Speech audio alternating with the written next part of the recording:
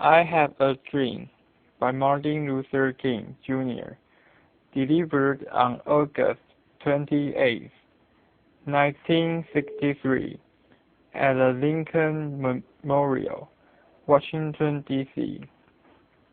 I am happy to join with you today in what will go down in history as the greatest demonstration for freedom in the history of our nation. 50 years ago, a great American, in whose symbolic shadow we stand today, signed the Emancipation Proclamation. This momentous decree came as a great beacon light of hope to millions of Negro slaves who had been seared in the flames of withering injustice. It came as a joyous daybreak to end the long night of their captivity. But 100 years later, the Negro still is not free. 100 years later, the life of the Negro is still sadly crippled by the manacles of segregation and the chains of discrimination. 100 years later, the Negro lives on the lonely island of poverty in the midst of a vast ocean of material prosperity. 100 years later, the Negro is still languished in the corners of American society and finds himself an exile in his own land. And so we've come here today to dramatize a shameful condition. In a sense, we've come to our nation's capital to cash a check. When the architects of our republic wrote the magnificent words of the Constitution and the Declaration of Independence, they were signing a promissory note to which every American was to fall heir. This note was a promise that all men, yes, black men as well as white men, would be guaranteed the unalienable rights of life, liberty, and the pursuit of happiness. It is obvious today that America has defaulted on this promissory note insofar as her citizens of color are concerned. Instead of honoring this sacred obligation, America has given the Negro people a bad check, a check which comes back marked insufficient funds. But we refuse to believe that the bank of justice is bankrupt. We refuse to believe that there are insufficient funds in the great vaults of opportunity of this nation. And so we've come to cash this check, a check that will give us, upon demand, the riches of freedom and the security of justice.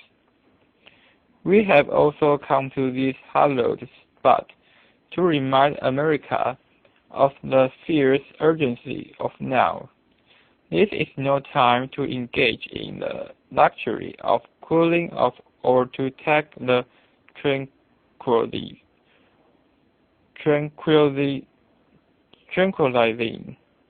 drug of gradualism. Now is the time to make real the promises of democracy. Now is the time to rise from the dark and desolate valley of segregation to the sunlit path of racial justice.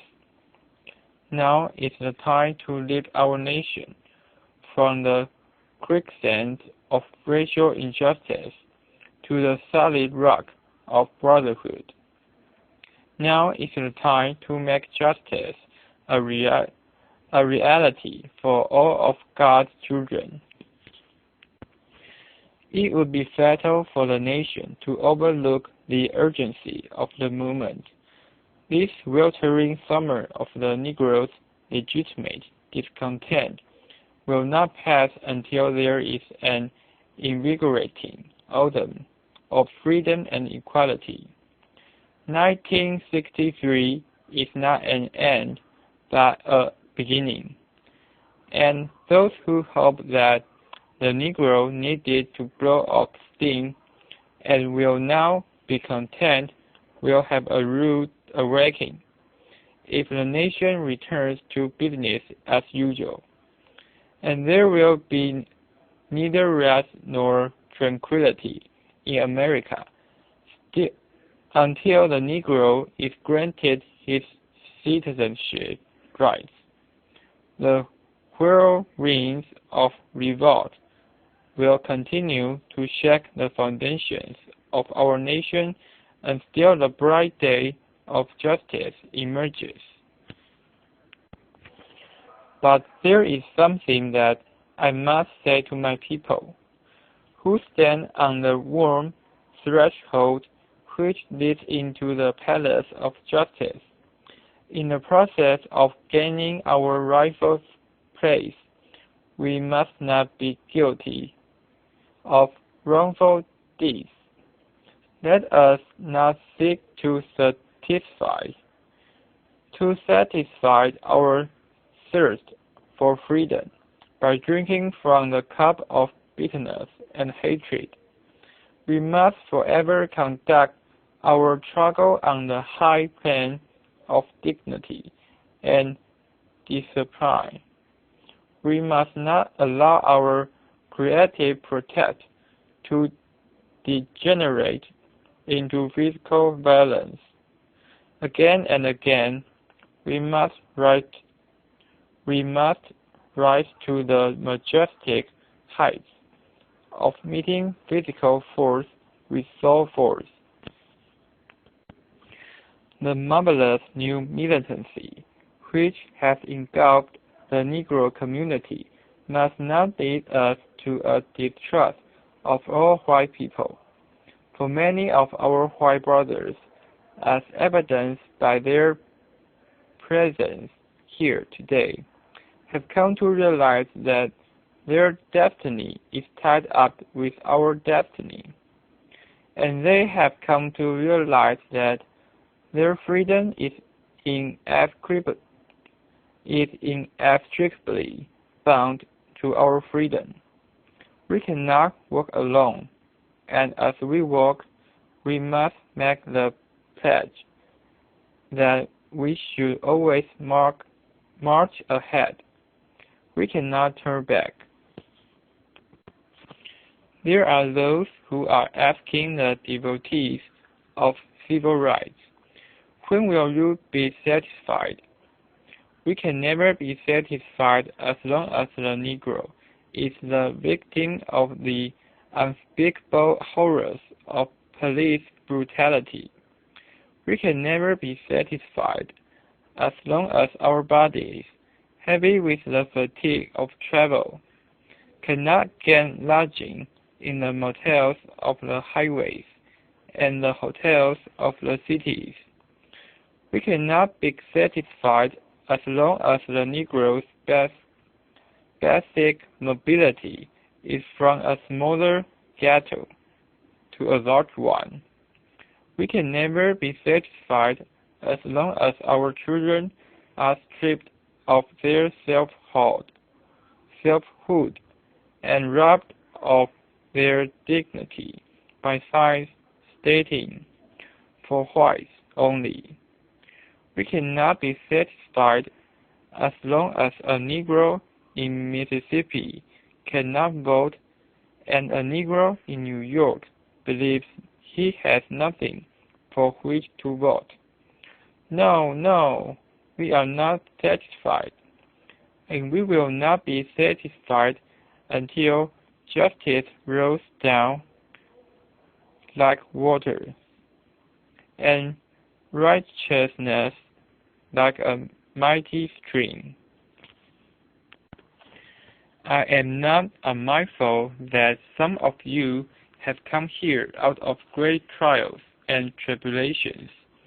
Some of you have come fresh from narrow jail cells, and some of you have come from areas where your quest for freedom left you battered by the storms of persecution and staggered by the winds of police brutality.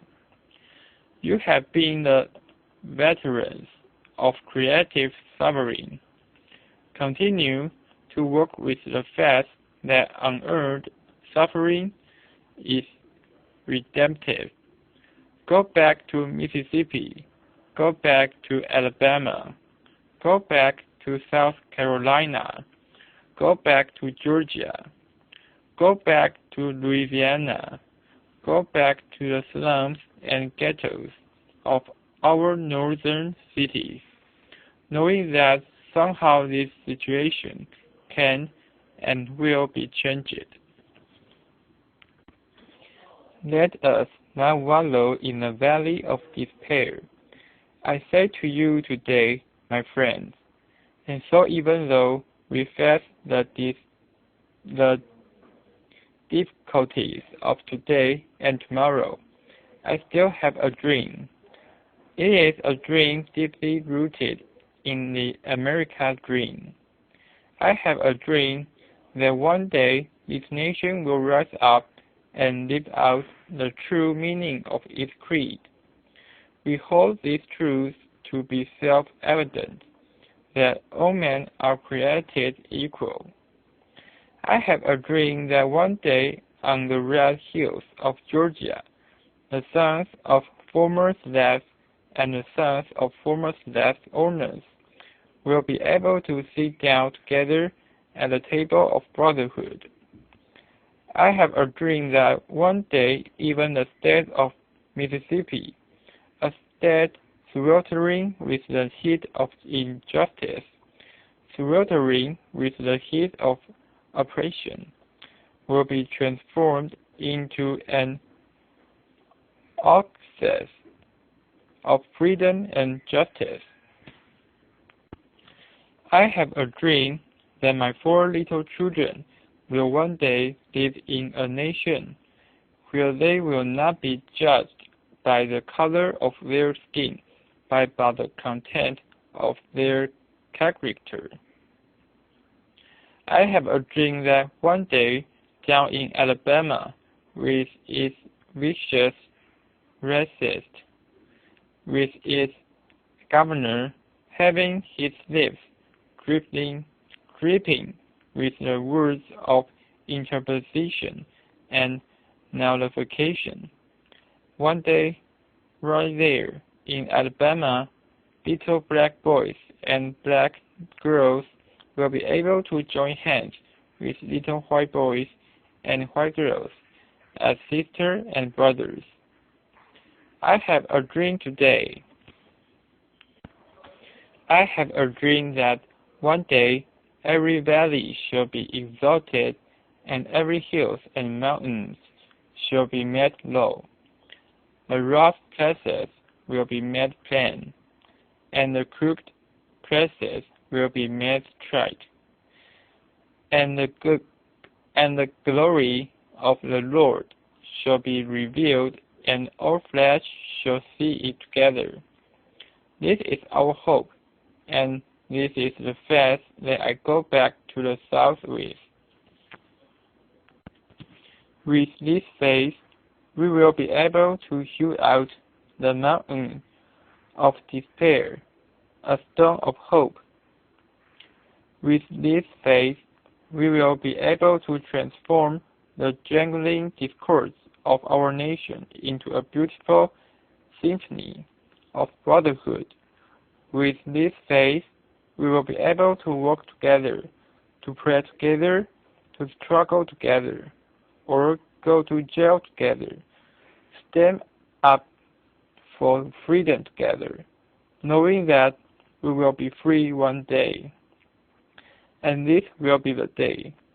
This will be the day when all of God's children will be able to sing with new meaning. My country, 'tis of thee, sweet land of liberty. Of thee I sing. Land where my fathers died, land of the pilgrim's pride. From every mountainside, let freedom ring. And if America is to be a great nation, this must become true.